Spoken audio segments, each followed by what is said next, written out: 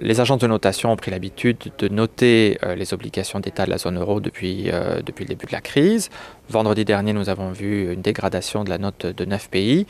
Nous trouvons que cette dégradation est incohérente parce qu'elle ne correspond pas à l'analyse que nous faisons à la Commission européenne de la situation de ces 9 pays. Nous trouvons qu'il y a un certain nombre d'éléments positifs, la réduction des déficits, les réformes structurelles très importantes mises en place dans ces pays, qui ne sont pas repris par Standard & Poor's dans son analyse. Et donc cette analyse est incomplète, incohérente, et nous trouvons que le timing est aussi assez curieux. C'est maintenant que les États ont pris des décisions importantes qu'on les dégrade. On aurait dû les dégrader quand ils ne prenaient pas de décision. Aujourd'hui, ils prennent des décisions, on les dégrade.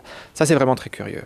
Et quand on parle de la volonté politique que Standard & Poor's juge insuffisante, là, on ne peut pas accepter ça. Les agences de notation ne sont pas là pour évaluer la volonté politique des États. Ça, c'est pour les parlements et pour les citoyens, pas pour les agences de notation.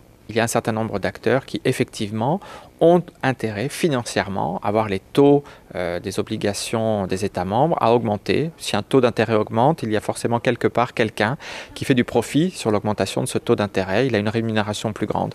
Et donc, il y a effectivement des acteurs sur le marché, des fonds d'investissement, des fonds spéculatifs qui jouent l'augmentation des taux d'intérêt, qui jouent la crise pour faire plus de bénéfices.